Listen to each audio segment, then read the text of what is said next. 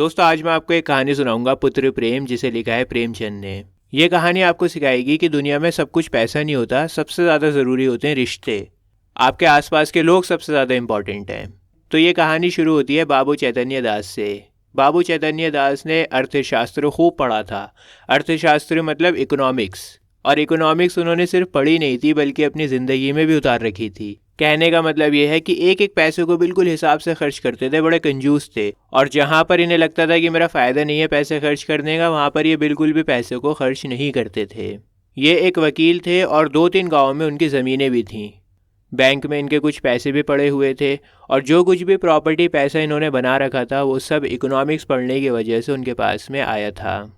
बाबू चैतन्य दास के सामने जब भी कोई खर्चा आता था ना, तो हमेशा ये सोचा करते थे कि इस खर्चे से मुझे क्या फ़ायदा होगा या किसी और को क्या फ़ायदा होगा।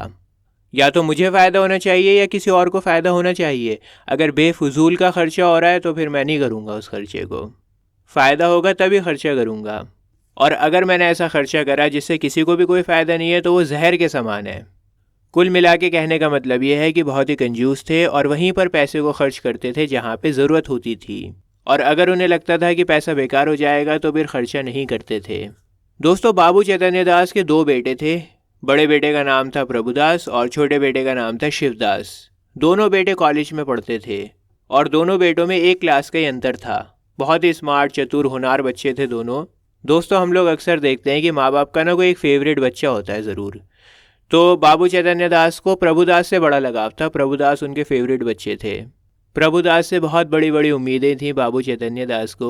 बाबू चैतन्य दास प्रभुदास को आगे की पढ़ाई करने के लिए इंग्लैंड भेजना चाहते थे और उनकी ज़िंदगी की सबसे बड़ी इच्छा यही थी कि वो प्रभुदास को बैरिस्टर बनाए। बैरिस्टर मतलब वकील। बाबू चैतन्य दास खुद एक वकील थे, तो वो चाहते थे कि उनका बड़ा बेटा इंग्लैंड में जाके पढ़ाई करे और वो भी बैरिस्टर बने, वकील बने। लेकिन दोस्तों प्रभुदास को ना बीए की परीक्षा के बाद में बुखार चढ़ गया। डॉक्टर ने दवाई देना शुरू करी। 1 हफ्ते तक लगातार डॉक्टर साहब आते रहे घर पे, लेकिन बुखार में कोई कमी नहीं हुई। बुखार वहीं का वहीं। अब जब कोई फ़ायदा नहीं हुआ, बुखार नहीं उतरा, तो फिर डॉक्टर को बदला गया। दूसरे डॉक्टर से इलाज होने लगा, लेकिन दूसरे डॉक्टर से भी कोई फ़ायदा नहीं हुआ। बुखार कम होने का नाम ही नहीं ले रहा था। प्रभुदास अब दिन ब दिन बहुत ही कमज़ोर होता जा रहा था। उसमें अब उठने बैठने की भी ताकत नहीं थी। यहाँ तक कि जब वो क्लास में फर्स्ट डिवीज़न से पास हुआ ना, तो ये खुशखबरी सुन के भी उसके चेहरे पर कोई भी खुशी दिखाई नहीं दी। इतना ज़्यादा थक गया था, बीमार हो गया था। हमेशा वो गहरी चिंता में डूबा रहता था और उसे अपनी पूरी ज़िंदगी बोझ लगने लगी। एक दिन बाबू चैतन्य दास ने डॉक्टर साहब से पूछ ही लिया, ये क्या बात है कि 2 महीने हो गए और अभी तक दवा का कोई भी असर नहीं हुआ। डॉक्टर ने कहा कि मैं आपको कोई संदेह में नहीं डालना चाहता, कोई डाउट नहीं देना चाहता, लेकिन अगर मैं अपनी राय दूं तो मेरे हिसाब से इन्हें ट्यूबरक्लोसिस हो गया है। अब ऐसा कह के डॉक्टर ने ना डाउट में डाल दिया बाबू चैतन्य दास को, उन्हें संदेह हो गया। दोस्तों पहले ज़माने में ट्यूबरक्लोसिस का कोई इलाज नहीं होता था। आज के ज़माने में तो खैर बहुत आसान इलाज है, वैक्सीन भी लगती है इसकी। लेकिन पहले ज़माने में तो बड़ा मुश्किल था, मौत हो जाया करती थी अक्सर। और ट्यूबरक्लोसिस जो होती है ना, वो कम्युनिकेबल डिसीज़ होती है, एक दूसरे से फैलती है। मान लो अगर मुझे हो गई, अगर मेरे कांटेक्ट में कोई आएगा तो उसे भी होने के चांसेस होते हैं। जैसे कोरोना वायरस में आप लोगों ने देखा होगा कि एक दूसरे से फैल रहा था, बिल्कुल वैसे टीबी भी फैलती है। बाबू चैतन्य दास ने डॉक्टर की ये बातें सुन के हैरान होकर कहा, तपेदिक। तपेदिक कहते हैं ट्यूबरक्लोसिस को, टीबी को। जी हाँ, मुझे तो ट्यूबरक्लोसिस के सारे सिम्टम्स, लक्षण दिखाई देते हैं। बाबू चैतन्य दास को यकीन ही नहीं हो रहा था कि उनके बड़े बेटे प्रभुदास को ट्यूबरक्लोसिस हो गया है। डॉक्टर ने अफसोस जताते हुए कहा, हमें पता भी नहीं लगता कि कब ये बीमारी शरीर में घुस जाए। बाबू चैतन्य दास ने कहा कि मेरे ख़ानदान में तो ये बीमारी किसी को भी नहीं थी। हो सकता है कि दोस्तों से जम्स मिल गए हों, दोस्तों से कीटाणु चढ़ गए हों। चैतन्य दास कई मिनटों तक सोचने के बाद बोले, अब क्या करना चाहिए? दवा करते रहिए, फेफड़ों तक असर नहीं हुआ इसका, ऐसे उम्मीद है कि ठीक हो जाएंगे, दवा करते रहिए आप। अच्छा, तो आपके हिसाब से ये दवा का असर कब तक होगा? अब मैं निश्चित रूप से तो कुछ कह नहीं सकता हूँ, कंफर्म तो कुछ कर नहीं सकता हूँ, लेकिन हाँ 3-4 महीने में ये ठीक हो जाएंगे। उम्मीद है 3-4 महीने में ठीक हो जाएं। सर्दियाँ आ जाएंगी ना, तो सर्दियों में इस बीमारी का ज़ोर कम हो जाता है। और जब ये ठीक हो जाएंगे तो क्या मेहनत से पढ़ाई कर सकेंगे? दिमाग पर तो ये शायद ही कोई ज़्यादा जोर डाल सकें, दिमाग का काम नहीं कर पाएंगे ये। अच्छा, तो किसी सैनिटोरियम में भेज दूँ? सैनेटोरियम कहते हैं जहाँ पे पेशेंट्स बहुत लंबे टाइम तक एडमिट रहते हैं और उनका देर तक इलाज चलता है। तो डॉक्टर ने कहा, हाँ ये तो बहुत अच्छा रहेगा, सैनेटोरियम में भेज दोगे अगर आप तो। चैतन्य दास ने कहा कि अगर मैं प्रभुदास को सैनेटोरियम में भेज भी देता हूँ तो क्या ये पूरी तरह से ठीक हो जाएंगे? हो तो सकते हैं ये पूरी तरह से ठीक, लेकिन इस बीमारी को दबा रहने के लिए ज़रूरी ये है कि दिमाग पर कम से कम जोर डालें। दिमाग पर जोर डालेंगे तो बीमारी दोबारा से लौट कर आ सकती है। डॉक्टर के कहने का मतलब ये है कि अब ये आगे पढ़ाई नहीं कर सकते। हाँ, फिर तो इनकी ज़िंदगी बर्बाद हो गई। दोस्तों, मैं आपको बता दूं कि चैतन्य दास को यहाँ पर अपने बेटे की सेहत से ज़्यादा इस बात की पड़ी है कि वो ठीक होकर बैरिस्टर बन जाए, ख़ानदान का नाम रोशन करे, पैसा कमा के लाए, उसका नाम हो।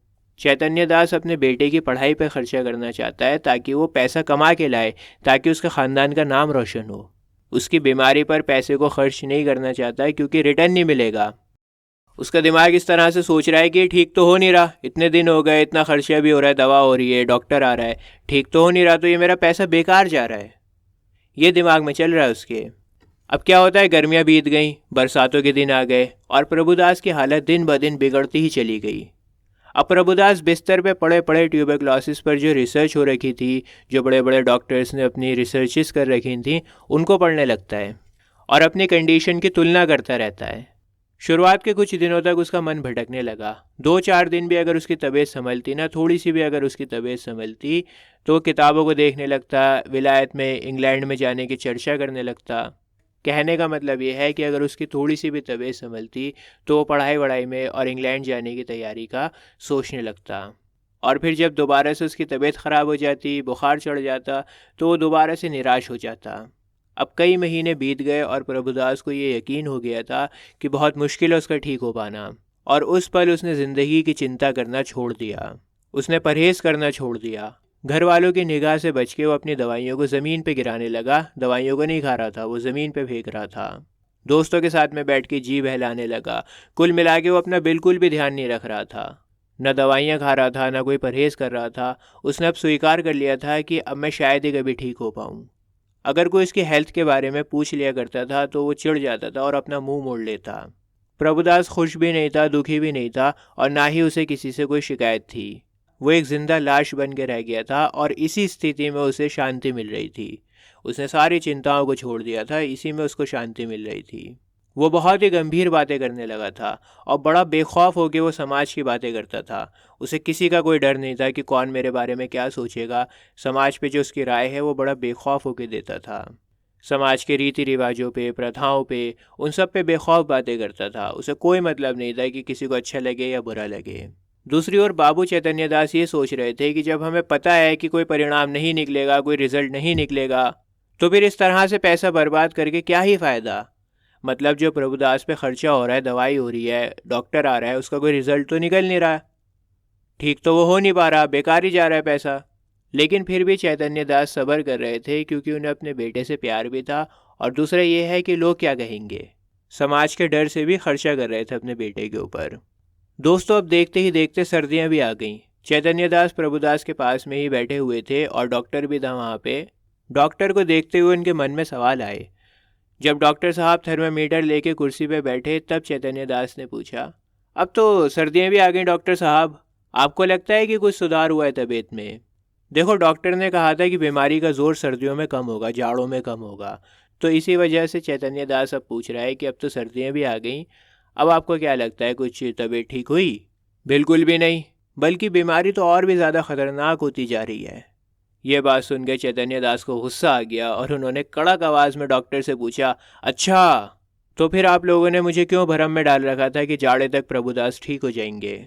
आप तो दूसरे के भोलेपन का फ़ायदा उठा रहे हैं। डॉक्टर ने बड़ा पोलाइटली, नम्रता से कहा, देखिए, ऐसी कंडीशन में हम सिर्फ अनुमान लगा सकते हैं, अंदाजे लगा सकते हैं, और अंदाज़ा हमेशा सही नहीं होते। कभी सही भी हो जाते हैं, कभी गलत भी हो जाते हैं। मैं मानता हूँ आपको परेशानी हुई होगी, लेकिन मैंने आपको जानबूझ के परेशान नहीं किया। मतलब डॉक्टर ये समझाना चाह रहा है कि मैंने जानबूझ के आपके पैसे खर्च नहीं करवाए, जानबूझ के इतने दिनों तक इलाज को नहीं खींचा मैंने। दोस्तों, चैतन्य दास का छोटा बेटा शिवदास बड़े दिनों की छुट्टियों में आया हुआ था। बड़े दिनों की छुट्टियां मतलब क्रिसमस पर आया हुआ था। और घर में आते ही वो प्रभुदास के कमरे में आया और डॉक्टर साहब से बोला, डॉक्टर साहब, आप तो समझ ही सकते हैं कि पिताजी किस तरह के मेंटल प्रेशर से गुजर रहे होंगे। अगर उनकी कोई बात आपको बुरी लगी है तो माफ़ कर दिएगा।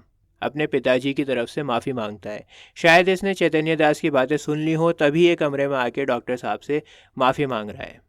चैतन्य दास ने शिवदास से कहा, तुम्हें यहाँ पर आने की क्या ज़रूरत थी? मैं तुम्हें कितनी बार मना कर चुका हूँ कि यहाँ पे मत आया करो, मत आया करो, लेकिन तुम्हें सब्र ही नहीं होता। मैंने आपको बताया ना, ट्यूबरक्लोसिस कम्युनिकेबल डिसीज़ है, एक दूसरे से फैलती है। तो चैतन्य दास नहीं चाहता कि उसके छोटे बेटे पर भी कोई ख़तरा मंडराए, इसलिए वो कहता है उससे कि तुम यहाँ पे मत आया करो इस कमरे में। शिवदास ने शर्मिंदा होकर कहा, मैं भी चला जाता हूँ, आप नाराज़ ना हो। मैं तो बस डॉक्टर साहब से ये पूछना चाहता था कि अब भाई साहब के लिए क्या करना चाहिए। डॉक्टर साहब ने कहा कि अब तो बस एक ही उपाय बचा है, इन्हें इटली के किसी सैनिटोरियम में भेजना पड़ेगा। अब इटली के सैनिटोरियम की बात निकली तो चैतन्य दास के कान खड़े हो गए। पैसा खर्च होगा ना वहाँ पे? तो उसने कहा, खर्चा कितना आएगा? ज़्यादा से ज़्यादा 3,000। साल भर वहीं पर रहना होगा। दोस्तों 3,000 ना उस ज़माने में बहुत बड़ी रकम थी। तो चैतन्य दास ने कहा, अच्छा ये बताइए कंफर्म है वहाँ से ठीक होकर ही आएंगे ना? जी नहीं, निश्चित रूप से तो कुछ नहीं कह सकते। अगर कोई छोटी सी भी बीमारी हो जाए तो निश्चित रूप से तो छोटी बीमारी का भी नहीं कह सकते, ये तो इतनी बड़ी ख़तरनाक बीमारी है। आप इतनी बड़ी बीमारी का पूछ रहे हैं, इतनी ख़तरनाक बीमारी का पूछ रहे हैं, हम तो छोटी बीमारी का भी निश्चित रूप से कुछ नहीं कह सकते। इतना खर्चा भी अगर किया और वहाँ से इसी हालत में लौट आए तो? अब वो ईश्वर की इच्छा। आपको कम से कम ये तसल्ली तो हो जाएगी कि मैं जो कर सकता था वो मैंने कर दिया। दोस्तों आधी रात तक घर में ना प्रभुदास को इटली भेजने की बहस होती रही। चैतन्य दास का कहना था कि जब संदेह है, श्योरिटी नहीं है, तो पता नहीं है ठीक होके आ भी पाएगा या नहीं आ पाएगा इटली से, तो फिर हम क्यों 3,000 रुपये खर्च करें? ये तो बेवकूफ़ी हुई। इतना पैसा भी खर्च करो और संदेह में रहो, श्योरिटी भी नहीं है। शिवदास ने पिताजी की हाँ में हाँ मिलाई, लेकिन इनकी जो माँ है ना वो अड़ी रही। उसका ये मानना था कि प्रभुदास को इटली भेजना चाहिए इलाज के लिए। माँ ने जब कहा सुनी करी ना तो फिर शिवदास भी शर्मिंदा होके माँ की साइड में हो गया। अब बाबूजी अकेले हो गए थे। शिवदास पहले तो पिताजी की तरफ था, लेकिन जब माँ ने कहा सुनी करी तो शिवदास भी माँ की तरफ हो गया और बाबूजी अकेले रह गए। चैतन्य दास की पत्नी का नाम था तपेश्वरी और उन्होंने बहुत कोशिश करी मनाने की, पुत्र प्रेम जगाने की कोशिश करी। समझाया कि पैसे तो हाथ का मैल होता है, पैसे चला जाएगा तो वापस भी आ जाएगा, लेकिन इन सब बातों का चैतन्य दास पर कोई भी असर नहीं हुआ और अंत में वो बेचारी रोने लगी। चैतन्य दास ने जब तपेश्वरी को रोते हुए देखा ना तो उनसे बर्दाश्त नहीं हुआ और आखिर में उन्होंने अपनी हार को मान लिया। अच्छा भाई रो मत, जो कहोगी वो हो जाएगा, रो मत। तपेश्वरी ने झट से पूछा, तो कब? इटली कब भेजोगे? रुपए तो हाथ में आने दो, रुपए कहाँ हैं? तो साफ साफ ये क्यों नहीं कहते कि भेजना ही नहीं चाहते? दोस्तों तपेश्वरी को पता था कि उसके पास में पैसा है, 3,000 रुपये का इंतज़ाम हो सकता है आराम से। और चैतन्य दास यहाँ पे टाल रहे हैं ये बोल के कि हाथ में पैसा तो आने दो। पैसा तो है उसके हाथ में, लेकिन वो कह रहा है पैसा आने दो हाथ में। इसका क्या मतलब हुआ कि वो टाल रहा है। अगर वो चाहे तो 3,000 रुपये का इंतज़ाम कर सकता है। भेजना तो चाहता हूँ पर अभी हाथ खाली है, क्या तुम नहीं जानती? बैंक में तो रुपए हैं, जायदाद तो है, 2-3 हज़ार रुपये का इंतज़ाम करना क्या इतना मुश्किल है? पत्नी की ये बातें सुन के चैतन्य दास ने इस तरह से देखा जैसे मानो उसे खा जाएंगे और एक क्षण के बाद बोले, बिल्कुल बच्चों जैसी बातें करती हो। इटली में कोई संजीवनी थोड़ी रखी है जो तुरंत चमत्कार दिखा देगी और ठीक कर देगी। जब इटली में जाके भी सब कुछ किस्मत के भरोसे ही छोड़ना है तो फिर सावधानी से आराम से भेज देंगे। और जिस जायदाद की तुम बातें कर रही हो ना उसे पूर्वजों ने बड़ी मेहनत से बनाया है, और जो पैसा रखा हुआ है ना उसे मैं ऐसे खर्च नहीं कर सकता। पता नहीं ठीक हो भी पाएगा या नहीं, कंफर्म भी नहीं है, तो भला मैं कैसे ऐसे पैसे खर्च कर सकता हूँ? तपेश्वरी ने डरते डरते कहा, आधा हिस्सा तो प्रभुदास का भी है। जो पैसा है, जायदाद है, उसमें प्रभुदास का भी तो आधा हिस्सा बनता है। बाबू साहब प्रभुदास की बेइज्जती करते हुए बोले, आधा नहीं, मैं तो उसे पूरा ही दे देता अगर उससे कोई उम्मीद होती। ख़ानदान की मर्यादा इज्जत बढ़ाता तो उसे पूरा ही दे देता, पर कोई उम्मीद ही नहीं है उससे। लगाए हुए पैसे का कुछ रिजल्ट तो निकले, परिणाम तो निकले। मैं यूँ भावुक होके, इमोशनल होके पैसे को बर्बाद नहीं कर सकता। तपेश्वरी चैतन्य दास की ये बातें सुनती की सुनती रह गई। जीत के भी उसकी हार हुई। मतलब उसे लगता था कि उसने अपनी बातें मनवा ली हैं, लेकिन चैतन्य दास की ये बातें सुन के वो हार गई। 6 महीने बीत गए और अब शिवदास BA पास हो गया था। चैतन्य दास ने अपनी ज़मीन के 2 आने गिरवी रखवा के शिवदास को इंग्लैंड में भेजा ताकि वो कानून की पढ़ाई कर सके, लॉयर बन सके। अब देखिए, चैतन्य दास शिवदास की पढ़ाई पे खर्चा कर रहा है, उसे इंग्लैंड में भेज रहा है पढ़ाई के लिए ताकि वो वकील बन सके, क्योंकि यहाँ पर चैतन्य दास को रिजल्ट दिखाई दे रहा है। वो सोच रहा है कि मेरा बेटा शिवदास इंग्लैंड में जाएगा, पढ़ाई करेगा, शोहरत कमाएगा, नाम कमाएगा, पैसा कमाएगा, तो यहाँ पे खर्चा करना उसको सही दिखाई दे रहा है, इन्वेस्टमेंट कर रहा है उसके ऊपर। लेकिन दूसरी तरफ है प्रभुदास के ऊपर खर्चा करके कोई भी फ़ायदा नहीं हो रहा। डॉक्टर रोज़ आ रहा है, दवाई दे रहा है, खर्चा हो रहा है, लेकिन उसकी तबीयत में कोई सुधार ही नहीं हो रहा। तो वहाँ पर उसको ऐसा लग रहा है कि मेरा जो पैसा है ना वो बर्बाद हो रहा है। चैतन्य दास खुद गए बॉम्बे तक शिवदास को पहुँचाने के लिए। चैतन्य दास के मन में बहुत अच्छे अच्छे ख्याल आ रहे थे। वो ये सोच रहे थे कि जो पैसा मैं लगा रहा हूँ ना शिवदास के ऊपर, इसका बहुत फ़ायदा होगा। दोस्तों, 1 हफ्ते के बाद में जब शिवदास इंग्लैंड में गया तो उसके 1 हफ्ते के बाद में प्रभुदास इस दुनिया से चल बसा। प्रभुदास की बहुत इच्छा थी पढ़ाई करने की, लेकिन उसकी किस्मत में ये सुख नहीं था, वो दुनिया से चल बसा। चैतन्य दास मणिकर्णिका घाट पर अपने संबंधियों के साथ में बैठे हुए चिता को जलते हुए देख रहे थे। वो भावुक हो गए, बड़े इमोशनल हो गए उस टाइम पर, और उनकी आंखों में आंसू बहने लगे। इस वक्त पुत्र प्रेम गालिब हो गया था। प्रेम उमड़ रहा था बेटे के लिए। उनके दिमाग में इस तरह के ख्याल आने लगते हैं कि हो सकता है अगर मैं इटली में भेज देता प्रभुदास को तो वो ठीक हो जाते। हाय, मैंने 3,000 रुपये का मुंह देखा और इतने कीमती बेटे को खो दिया। 3,000 के चक्कर में इतना कीमती बेटा खो दिया मैंने। और जब जब चैतन्य दास को ये ख्याल आता तो उन्हें बड़ा अफसोस होता। उनके अंदर बेचैनी होने लगी। जिस तरह से वो चिता की आग जल रही थी, वैसे ही उनके अंदर की आग उन्हें जला रही थी। इसी दौरान क्या होता है, एकदम से उनके कानों में शहनाई की आवाज़ सुनाई देती है। शहनाई देखो ये होती है, और इसे ना खुशियों में बजाया जाता है। उन्होंने आँख उठा के देखा कि ये शहनाई की आवाज़ कहाँ से आ रही है। उन्होंने देखा कि कुछ लोग आरती के साथ में आ रहे थे, सबके सब ढोल बजा रहे थे, गा रहे थे, फूलों की बरसात हो रही थी वहाँ पे। घाट पर पहुंचकर उन लोगों ने आरती उतारी और चिता बनाने लगे। उन लोगों में से एक नौजवान चैतन्य दास के पास में आके खड़ा हो गया। बाबू चैतन्य दास ने पूछा कि तुम किस मोहल्ले में रहते हो। चैतन्य दास को लगा होगा कि ये लोकल बंदा है, कोई आसपास का होगा, तो पूछ लिया कि तुम कौन से मोहल्ले से आए हो। नौजवान ने कहा कि हमारा घर यहाँ पे नहीं है, हमारा घर तो देहात में है। कल शाम को हम लोग चले थे, अब पहुँचे जाके। और ये जो आरती है ना, ये हमारे बाप की है। हम लोग तो यहाँ पर कम ही आते हैं, लेकिन दादा की अंतिम इच्छा थी कि हमें मणिकर्णिका घाट पर ले जाना। दोस्तों, इस नौजवान ने क्या कहा कि वो जो आरती है ना वो मेरे बाप की है, लेकिन कहता है कि दादा की अंतिम इच्छा थी। तो यहाँ पर आप कंफ्यूज मत होना। कई बार क्या होता है, कुछ लोग ना अपने बाप को दादा कहते हैं। ठीक है, तो आरती जो है ना वो इसके फादर की है, लेकिन ये अपने फादर को क्या कहता है, दादा कहता है। चैतन्य दास ने ये सुन के पूछा, ये सारे आदमी तुम्हारे साथ में है क्या? हाँ हाँ, अभी तो और भी लोग हैं जो पीछे आ रहे हैं। कई 100 आदमी साथ में आए हैं। यहाँ पर आते आते बहुत सारे पैसे उड़ गए, लेकिन फिर ये सोचता हूँ कि बूढ़े बाप की मुक्ति तो बन गई। पैसे का और काम ही क्या है, कोई बात नहीं, उड़ भी गए तो कम से कम बूढ़े बाप की मुक्ति हो गई, वो सबसे बड़ी बात है। उनको बीमारी क्या थी? नौजवान ने इस तरह से जवाब दिया जैसे मानो चैतन्य दास उनका बहुत ही करीब का संबंधी हो।